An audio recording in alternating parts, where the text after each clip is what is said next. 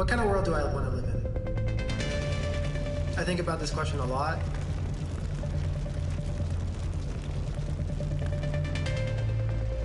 For our generation and for specifically my group of people, which is refugees, the circumstances might dismantle any vision of the future that we have. You're trying to rebuild, you're trying to make a future for yourself, and then the climate-related disaster comes and you start again. It's not about how it's affecting you now, it's about how it's affecting you your entire life. First step to understand is that we're all a part of it. None of us are going to be left out by the crisis. We're at a stage where if we don't act now, really there won't be very much left. There are generations that will never see certain things that we grew up seeing in real life. We have to start treating this like the emergency it is. To achieve the 17 Sustainable Development Goals, we have to go from an intention to a serious commitment. Business leaders really need to rethink how they conduct their business and invest in creating systems that are climate friendly. The action I would like to see is accountability. Structures being put in place where countries aren't just asked to do something, but they're kept accountable to the decisions that they make. There has to be that strong collaboration between government, between corporations, between youth activists to drive change forward. The world I would want to live in is a world where imagining the future is not a privilege. I want to live in a world where people do not give up on hope that a positive change is possible. The fact that you're listening today means that you are willing to make a change.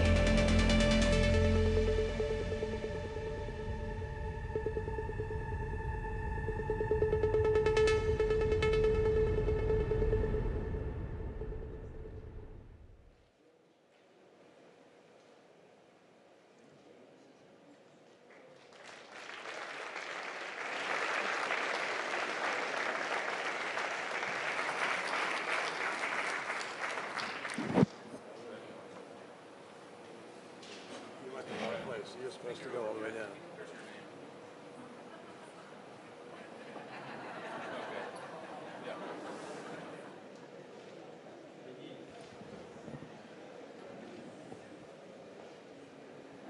Thank you, Mark, for being so vigilant and shows the agility of the panel. Welcome, everyone. Good to start on a little bit more of a humorous note because it's a very serious panel, at least a very serious topic with the most important players in the climate field in the world. And let's face it, we are in an emergency situation when it comes to climate and nature. We had the warmest year on record last year. Our planet is on fire and we need to act now. The cost of inaction far exceeds the cost of action. And we just have to understand there is no vaccine against climate change. There's no easy solutions, but the solutions are there. And we can do half of it before 2030 with the technology we do have today, and if we now start to implement what we agreed at COP26. So we have a great panel to discuss this. And as I said, we also have two of the key players from COP26 with us. Secretary Kerry being the climate envoy of the US, and Minister Xie, one of the most experienced Chinese leaders in this, also the climate envoy and former environment minister of China. And the two of them, at the last moment at COP26, showed that there is possibilities for the G2 to still agree on important topics. So I think we should give them a big applause for that. And we are, of course, very interested in hearing what new breakthroughs we can have in the years to come and in the run-up to the COP27 that will be in Africa, in Egypt. Let me start with you, Secretary Kerry. Thank you for your leadership from the Senate and until today on oceans, on biodiversity, nature. We know that a million species are at threat of being distinct. We know that there is so much at stake now, but still we can reach 1.5 degrees if we now start to implement what we have agreed. But last year we saw an increase in the global CO2 emissions. So where do we stand, and what measures can we take, and what measures will the US, under your leadership and President Biden's leadership, take to make the planet a better place for future generations? Well, Borja, thank you very much for the invitation to be here, and I'm delighted to be here with all the members of the panel, particularly with this gentleman. We have spent many hours together over 25 years, and we are friends, despite real differences between our countries, obviously. But we have heeded the admonition of our presidents that we need to try to find a way forward. Climate is not a bilateral issue between the United States and China. Climate is a multilateral, universal, existential issue for everybody. And unless China and the United States together try to find a way forward, and other countries are involved, obviously, but unless we do that, we can't get where we need to go. You say, where do we stand now? We stand on a precipice. And if you pull back from the precipice and do the things we need to do, we have an incredible future ahead of us with the capacity to open up a brand new, unbelievable economy globally in the world's greatest transformation ever as we move to a new energy economy, as we get pollution out of the air, which is what is causing the climate crisis. People forget, greenhouse gases are pollution. And 15 million people a year die because of the quality of the air around the world, which comes principally from fossil fuel burning that is not mitigated, abated. And so we stand on the precipice of being able to move away from that. I think also on the other side of the precipice, you better be realistic. 51 degrees centigrade yesterday in Pakistan, in South Asia. 70 degrees Fahrenheit above normal in the Arctic, and 100 degrees Fahrenheit above normal in the Antarctic a few weeks ago.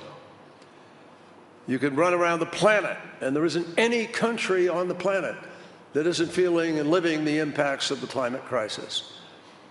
Droughts, fires, mudslides, floods, storms with greater intensity that comes from the increased moisture coming from the ocean, which comes from the increased heat going into the ocean, because 90% of the warming of the planet goes into the ocean.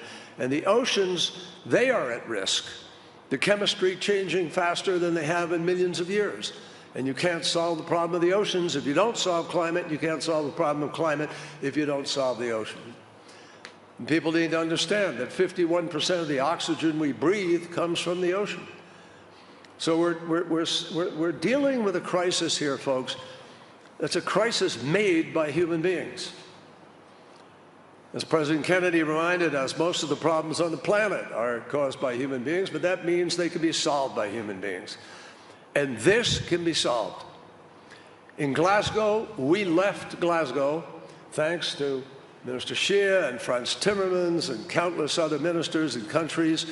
We came together knowing what the stakes were, recognizing that we needed to come together and compromise, find a way forward. But for the first time ever, The whole community of nations that came together said we must reduce the consumption of fossil fuel. We must phase down the use of coal. That's never happened before. We embraced a 1.5 degrees target. And the 1.5 degrees was not something anybody pulled out of the sky or did as a matter of politics or ideology. The 1.5 degrees is based on science. In fact, everything that we think we're talking about doing is based on mathematics, and physics. And it is rare that you can get the kind of certainty about what is happening to us, as opposed to all the investments that countries make. Any individual makes an investment. You can't be as certain about that investment, usually, as you can be certain about what is happening to the planet and why. So we need to move. We need to accelerate. We need to do more. And Xie Zhenhua understands that. He's committed to that, as we are. And we're working together now to try to find the way that we can move forward. 20 countries, ladies and gentlemen, equal 80% of all the emissions on the planet. Think of it that way. And if those 20 countries can move rapidly enough, we can win this battle. We left Glasgow with 65% of global GDP committing to real plans that can get you to 1.5 degrees.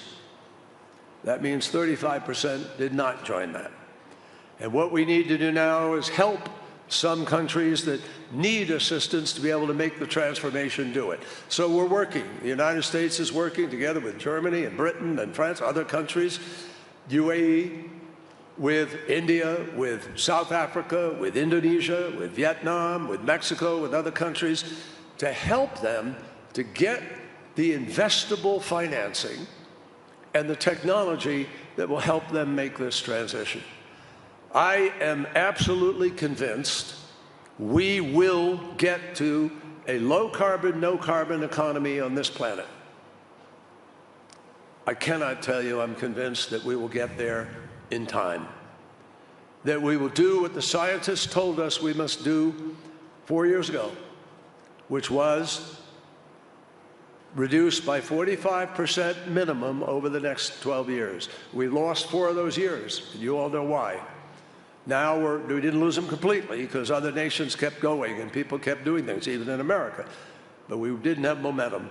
Now we have momentum, and we have the ability to be able to actually keep the world at the degrees we're aiming for. Fatih Birol and the IEA let the world know that if we implemented everything that we agreed to do in Glasgow, we would be at 1.8 degrees centigrade of warming by 2050. That doesn't tell me we can be satisfied with 1.8 degrees. It tells me that with a little more effort, we can get to 1.5. And every tenth of a degree makes a world of difference. Bottom line, I'll just close by saying to you, no government has the money to be able to solve this problem by itself. No government will move fast enough to solve this government by itself. We need you. We need the private sector all around the world to step up, as major financial institutions are stepping up, as companies that have joined the First Movers Coalition, who are saying, even by paying a green premium, they're going to buy 10% green steel. They're going to buy green cement. They're going to have, some of them have invested in electric airplanes. Some of them are going to make new ships, Maersk, for instance, that are carbon-free. We're starting. We're on the move. We simply have to accelerate this by several times. But I am convinced that through technology, through innovation, through human ingenuity, if we will find the human will to make the choices available to us, we can win this battle. That's where we stand. Thank you, Secretary Kerry, for that. I think you deserve a great applause. And Minister Xie, welcome to you. And thank you also for your leadership at COP26 and on the environment and climate for decades. You heard what Secretary Kerry said about that we have to accelerate this several times just now. And we know that China has committed to peak emissions before 2030 and also being climate neutral by 2060. Could you share with us what next steps and what will take place from China's side in the coming years based on these ambitions? Can it be accelerated? And do you also feel that the collaboration from Glasgow between Secretary Kerry and yourself could be continued in the run-up to COP27? Minister, and welcome.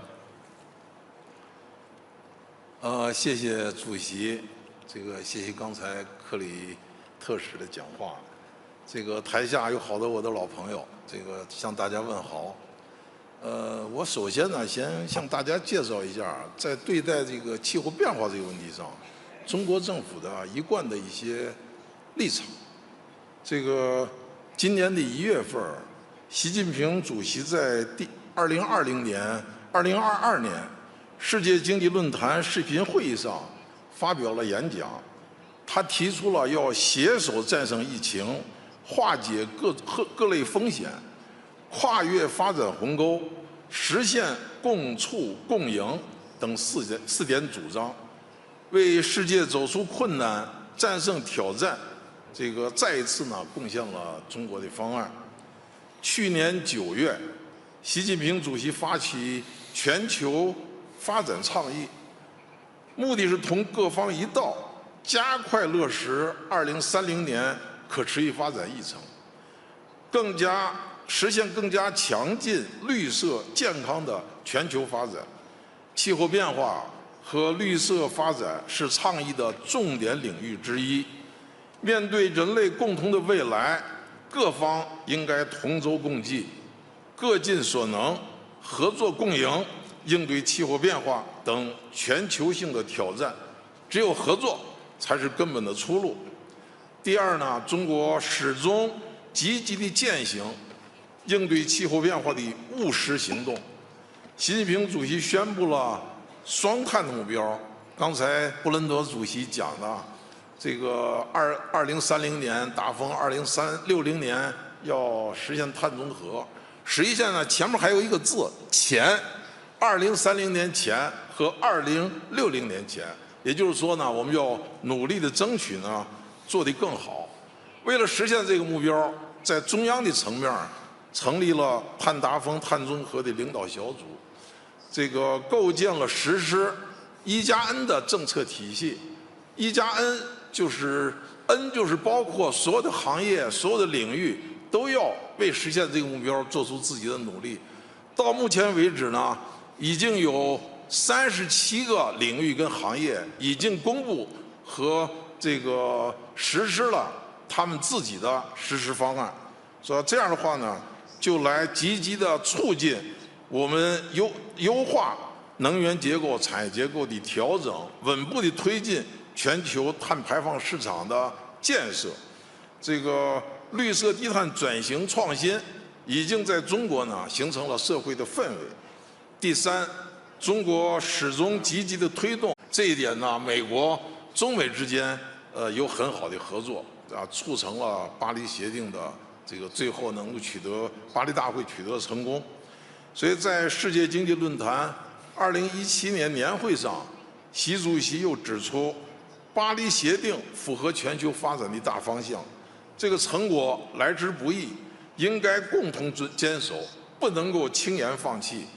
今天我们再次相聚在达沃斯，面临新的更大的困难和挑战。刚才克里先生已经讲了，在此呢，我们呼吁各国要加强团结，共克时艰，重信守诺，遵循联合国气候变化公约和巴黎协定所确定的基本原则，通过强化务实行动与合作来实现公约和巴黎协定的目标，共建公平合理、合作共赢的全球气候治理的体系。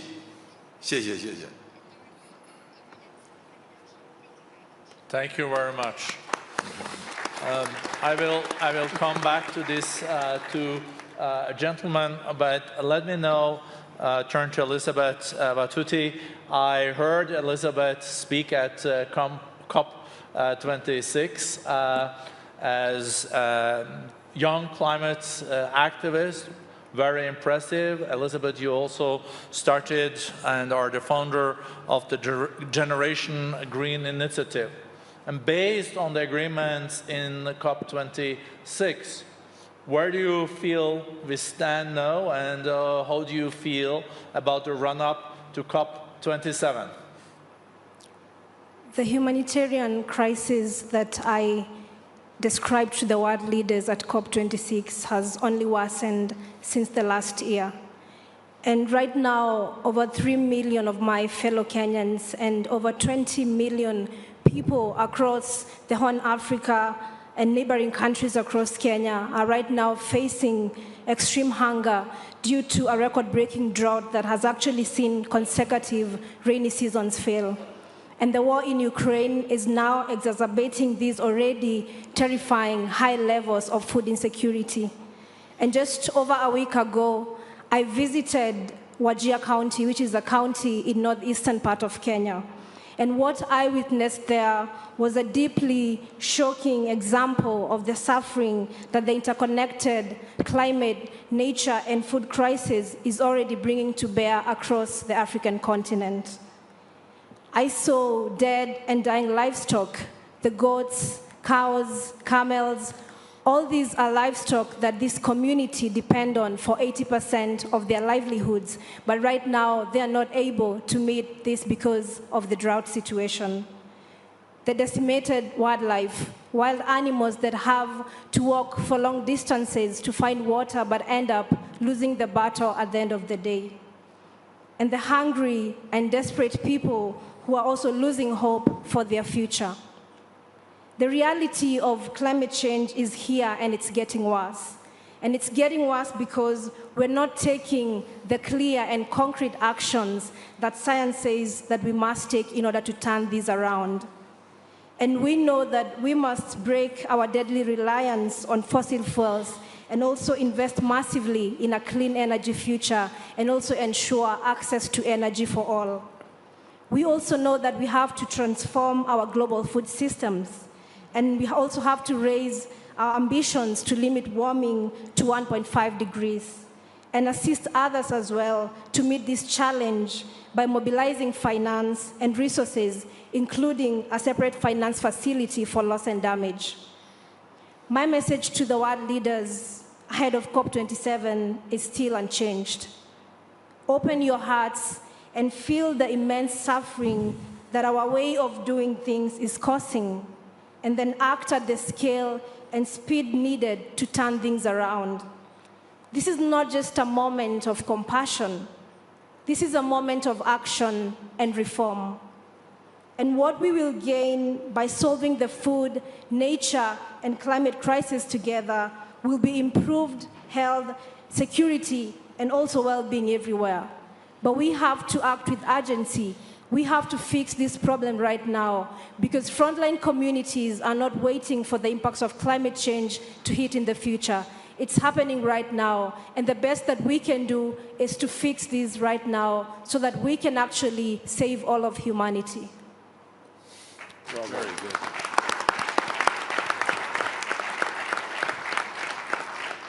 Thank you so much, Elizabeth, and also to share what is happening on the ground in Kenya.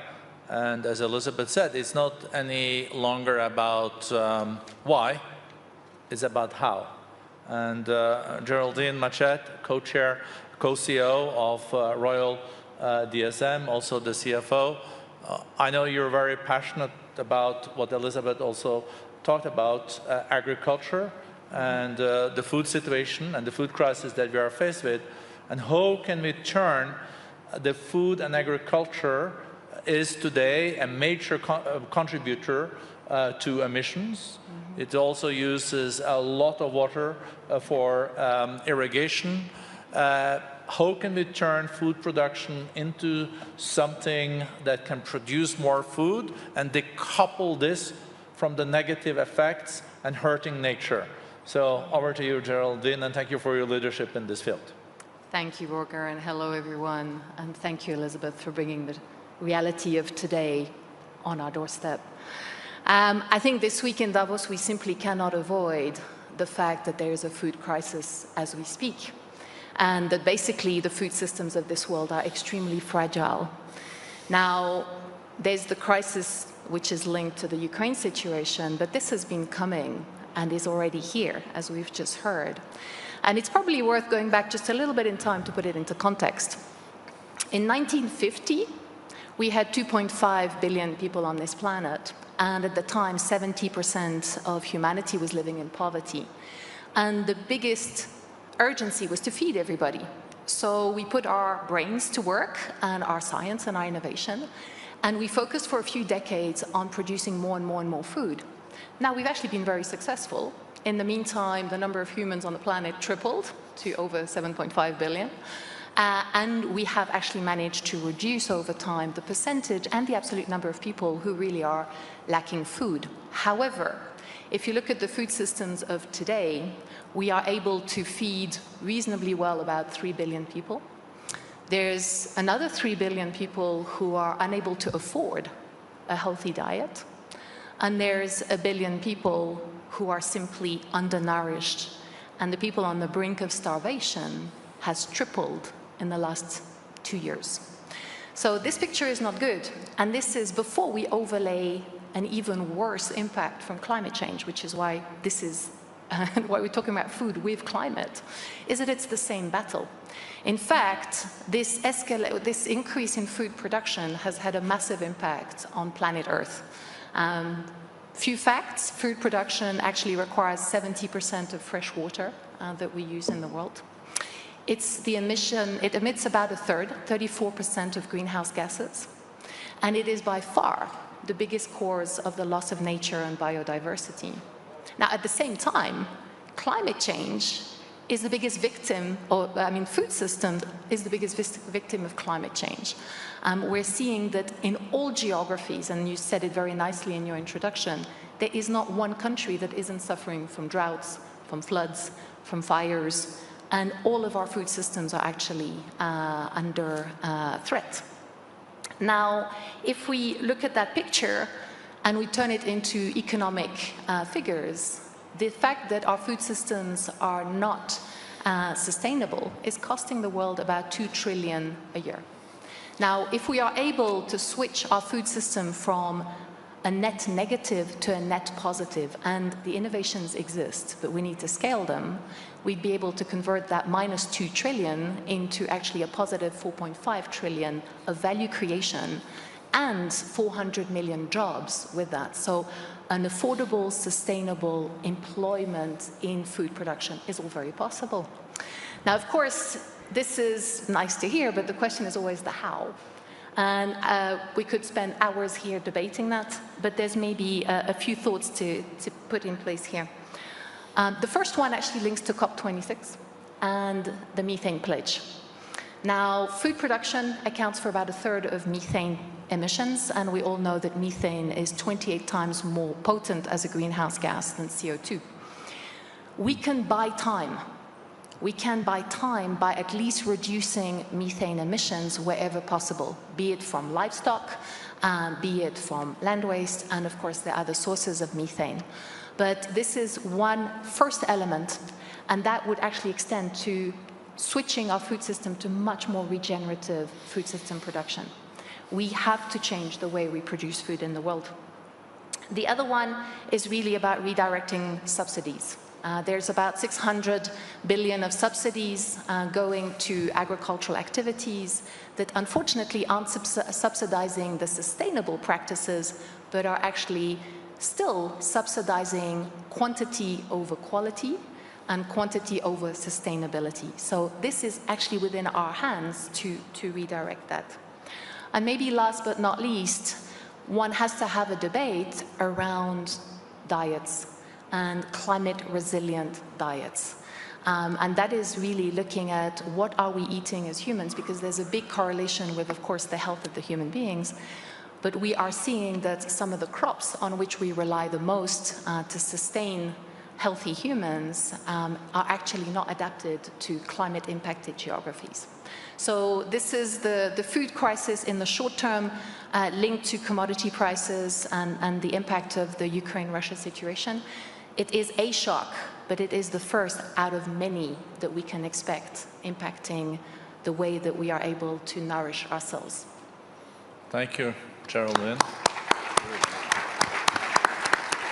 It's a stark reminder to all of us what is at stake. Mark Benioff, Salesforce, you're the founder, has been through a decade of transforming itself also to become even more sustainable. I think last year you went net zero. You use 100% renewable energy. And you're also a believer in technology. But as I mentioned at the start, with the current technology, we can also halve an amount of emissions by 2030 if we want it. You're also been a strong believer in nature-based solutions. You've been a supporter of the trillion trees. But how do you see the role of eco-entrepreneurs and innovations on top of the technologies and mitigation we can do with what we have today? Because it wouldn't hurt with some additional breakthroughs too. Over to you, Mark. Well, thank you. This panel is so inspiring and energizing to me because I am ready for a new environmental capitalism. I'm demanding a new environmental capitalism for myself. It means exactly like you said, that my company, Salesforce, which is now 75,000 people based in San Francisco, must be net zero. But it also means that every company here at the forum must be net zero and fully renewable. We have no choice. We're at the time where we must create a net zero world. It's one of the reasons why the First Mover Coalition that we announced here at this conference is so important. That we announced that we were going to pre-buy $100 million of capability to extend our net zero status, and so many other companies as well. And I hope that every company will join us. It means that not only do we have to be net zero and fully renewable, it also means that we have to do everything we can to sequester 200 gigatons of carbon that's already out there, which is why we created the Trillion Tree Program. By planting 1 trillion trees, we can sequester 200 gigatons of carbon, and we must because we had 6 trillion trees, but as the world, we have deforested 3 trillion or half of our trees. That's 600 gigatons of carbon banking. We must put that back. It's one of the reasons why I'm so excited that we saw not only the governments of China and the governments of the US this year make major commitments to invest in trees and carbon sequestration, and creating, exactly as the minister said, from China, so articulately, carbon markets, so that we can enable and energize a new ecopreneur revolution. We see these technologies, exactly like you said, and so many young people here today who are building new companies that maybe they were like me, entrepreneurs, but now they are ecopreneurs focused on the environment. I was just in Sydney, Australia with one of these ecopreneurs. Guy Hudson has a very exciting company, Loam Bio, building a new kind of biological, that when you plant your soybean crop, you also plant it with this biological substance made out of mushrooms. What does it do? It doubles the soybean crop. It requires less fertilizer. It sequesters more carbon than ever before.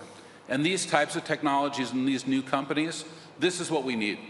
We need this kind of next generation of innovation. So I'm ready for a new environmental capitalism. And I hope that Salesforce can be an example that we can create great companies. This year, Salesforce will become the 3rd largest software company in the world. And as we enter the Fortune 100, we're doing it as net zero. I hope that it motivates every company here to do that as well. Thank you. Thank you, Mark. And thank you for coining this environmentalist capitalism. I think this is something that can inspire. Also, thank you for your leadership in the First Movers Coalition that Secretary Kerry, President Biden, and the World Economic Forum launched at the COP26. This is really a coalition where 54 of the leading companies in the world, including Salesforce, the Apples of the world, the Amazons of the world, say that they commit then to say that their suppliers have to green and leave less of a CO2 footprint in their production, or they will not buy. That sends a very strong message, and it can accelerate also new technologies doing this. But let's come back to the Secretary and the Minister. It's so much of the future of the planet is in your hands. US and China is almost 50% of the global economy, and we know how powerful it is when you can agree. Before Paris, where you both played such an important role, we were on a track to a 4 degrees increase, 4 degrees. After Paris, on a track to 3. After COP26, when you did agree, we are now on a track, or potentially on a track, to 2 degrees. Not where we need to be, because that's 1.5, but no, we have to agree, and we have to implement the necessary measures to get to 1.5. So my question to you, honorable ministers and secretary, is how to get there. Will we get there, and will we now get the necessary momentum in the run-up to COP27, or will leaders now just focus on having all the necessary energy available, and they will forget about the green agenda? Maybe Secretary Kerry first? Well, Borja, that obviously is a fundamental challenge right now. We are not on the track that we need to be right now. Emissions went up 6% last year. Coal use went up 9%. Wrong direction, folks. That's before Ukraine. Before Ukraine. Now Ukraine is being used as a lever to make the argument that, oh, wow, see, you got to have this energy security, which we do have to have. Nobody doubts that. But there's a headlong plunge to sort of say, well, that means we've got to drill a lot more and pump a lot more, and we've got to build out more infrastructure in order to be able to deliver the gas to Europe that we have to have, et cetera, et cetera. Now, we have to do some of those things. We have to make up for the gas that Russia's losing. That Russia is, you know, now that we're cutting Russia out and not selling it, so where are you going to get it from? Well, Europe has made a decision to completely accelerate their deployment of renewables. And France has determined that they're going to have to, you know, double down on nuclear and make different choices. So all of us need to recognize that, you know, we have the basic technologies now already deployed to get where we need to do in this next 8 years to meet the goal of a 45% reduction. But we do not have yet the technologies fully brought to scale and developed sufficiently to be able to do what we need to do to get net zero 2050. But first things first, we must get a 45% reduction in these next 8 years, because the same science and the same scientists tell us if you don't reduce enough between 2020 and 2030, barring a miracle discovery of something that we don't even know, you know, that we don't have yet, you can't have a steep enough, you can't meet the decline that you have to achieve over those next years by 2050. You can't do it.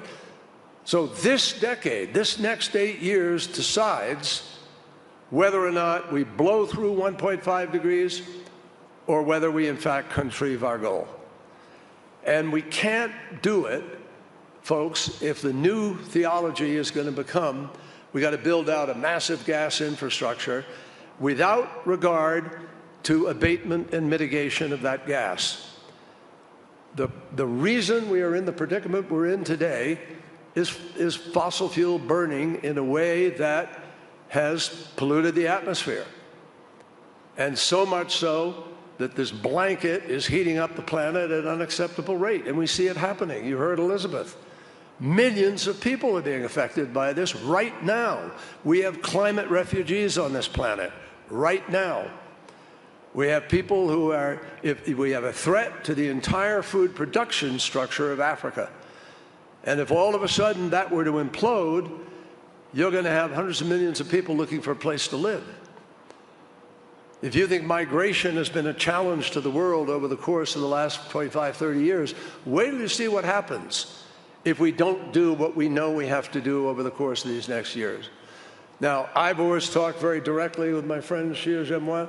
We always deal with these things very honestly, and he knows that I am urging China, just as I'm urging the United States. We must reduce emissions faster. We must deploy current level of technology on solar, on wind.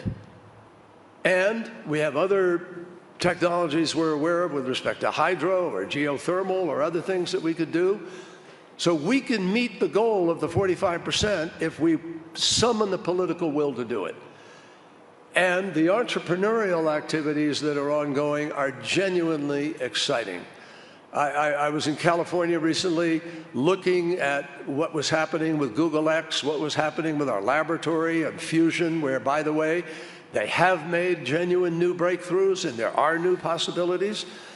And we're also looking at startups, young companies that are doing new things in battery storage, in green hydrogen, in direct air carbon capture, where they're now utilizing the carbon that they capture, making it into product. This is the future. And if we will commit to that wholeheartedly and not make the mistakes of the past by building out a 30 or 40-year infrastructure of fossil fuel that is not mitigated or abated to the levels near what we need, that would be a catastrophic mistake and a guarantee we blow through the 1.5 degrees, and God knows what happens even with 2 degrees and beyond. This battle is being fought now for the next 8 years to determine whether or not we can achieve net zero by 2050. And we need China to join with us. And I hope in these next months that Xie Zhenhua and I, and it's not the two of us who are as important as Borja has made us, it's President Biden and President Xi. And it's their determination about what we will do that can make the decision as to whether or not China can accelerate its ability, which it agreed to work with us to do. We've already crossed that bridge. China said it's prepared to work with us to try to accelerate the transition from coal. And China also has agreed they're going to go after methane. Methane, my friends, is so critical. Now, because of permafrost thawing in Siberia, in the tundra, in Alaska, you can light a match over bubbles coming up out of the water and the water will burn. Light on fire. That's methane. And the problem is methane is 20 to 80 times more damaging than CO2. And it's the easiest thing to begin to fix. It's low tech. It's plumbing. You fix pipes that leak. You fix connectors that leak. You plug the holes of wells that you used to use, but you don't leave them open. You stop flaring. You stop venting. There's as much gas being flared and vented now as Europe gets from Russia in a year. So we can do this. And I hope Xie Zhenhua and I will be able to take what we've done in the last 2 COPs to the level that we need to get to win the battle. Thank you, Secretary Kerry. So, Minister Xie, does Secretary Kerry make sense to you? There's only one answer to that. or maybe be a little bit more precise in my question. Do you agree with him that we must reduce emissions faster?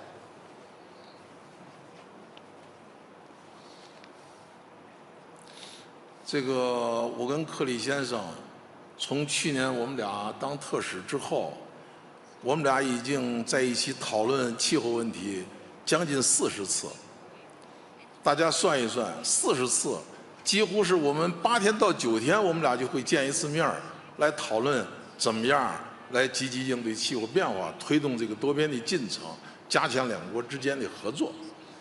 刚才谈到了，如果要实现巴黎协定所确定的目标，我们大家必须要行动，而且要进行这个绿色低碳循环，以这种路径来实现我们这个全球的目标。首先，刚才克里先生讲到了能源结构必须要转型，必须要调整。中国最近这些年，我们的煤炭占一次能源的比重已经由74%下降到56%。中国的可再生能源的发展呢，在世界上走在是最前面。我们已经建成的可再生能源的总装机容量是10亿千瓦以上，其中风电和光伏发电各占了3亿千瓦的总装机，这个量是相当大的。这个连续7年，中国用于可再生能源的投资都是超过1000亿元，在世界上也是第一位的。所以在这个能源结构的调整上呢，我们主要是要把以这个化石能源为主的能源结构跟电力系统呢，要改造成以可再生能源为主的这个能源结构和电力体系。这是我们在能源结构上要进行大力的调整，而且我们也宣布了，不到海外再去建这个火电、煤电机组。这是在能源这个领域。实际上，在工业领域呢，我们在钢铁、水泥、建材、有色、化工各个领域都制定了相应的实施的这个方案，确定了一些标准。这样的话呢，就能够让各个行业能够实现它的低碳的发展。在交通领域，中国现在的这个电动汽车生产量、销售量和保有量是占全世界第一位的，占了1半以上。我们的拥有量是吧？现在应该要节能，提高能源的利用效率，这也是这个新的能源。中国最近这20年累计节能量占了全球的1半以上，50%以上，这是世界银行的数据。另外呢，我们要发展循环经济，要提高资源的利用效率。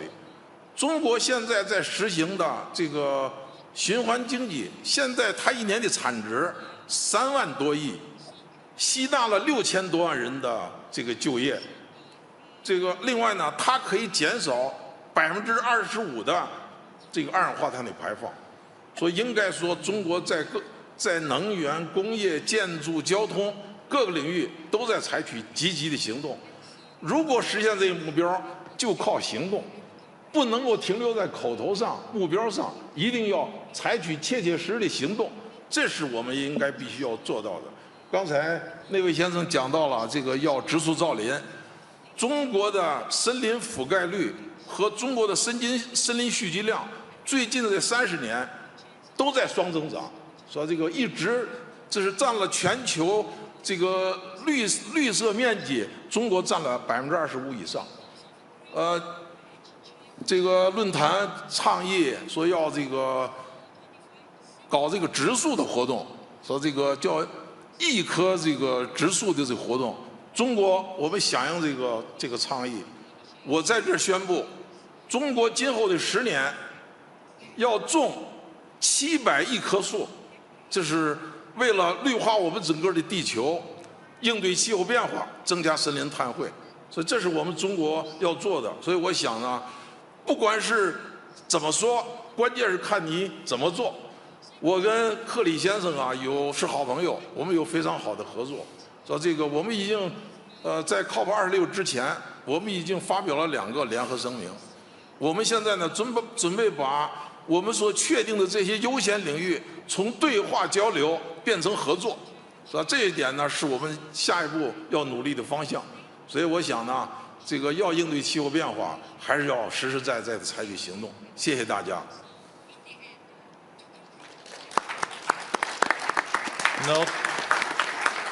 Thank you so much, Minister Xie. Those commitments made at Paris and COP26 has now become a Davos declaration. We make commitments into action.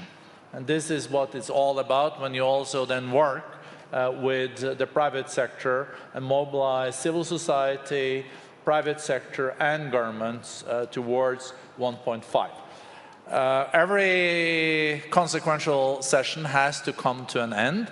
So I don't dare going back to the two gentlemen anymore, because we will have to end on Swiss time, that is 2:30. So I will give the three panelists 2 minutes each.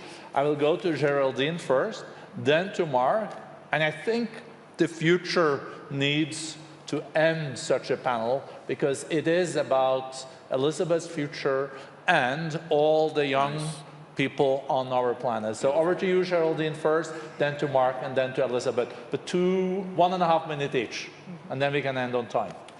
Thank you very much. And while there's absolutely no doubt, of course, that the climate crisis and the climate battle has to do with energy, it also has a lot to do with nature. And photosynthesis is a very strong power to sequester carbon. So maybe my last thought for us today is to really home in on the innovations that can leverage the power of nature to help us win this battle as well.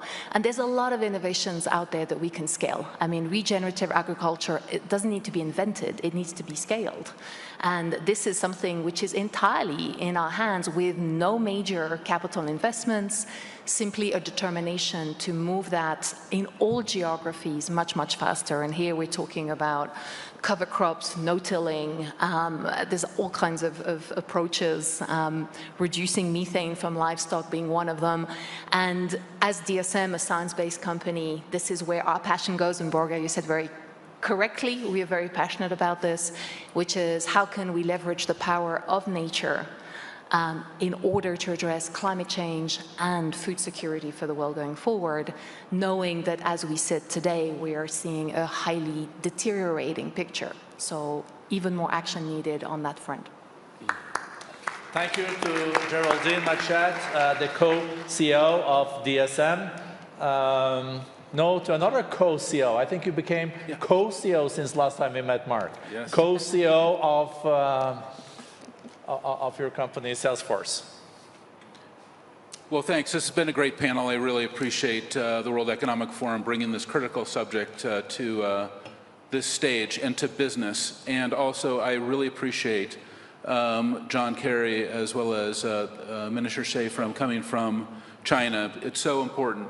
This is a moment of action. Just like you said, we must create a net zero world. This is the time where we have to accelerate and reduce our use of fossil fuels and reduce our deforestation. And just like the minister said, we must get to reforestation. And with China has 25% of the world's trees, and we need to plant 1 trillion trees, so I'm going to assign China for 250 billion trees, please. Thank you very much. And we must energize and inspire an ecopreneur revolution, and we're talking about methane.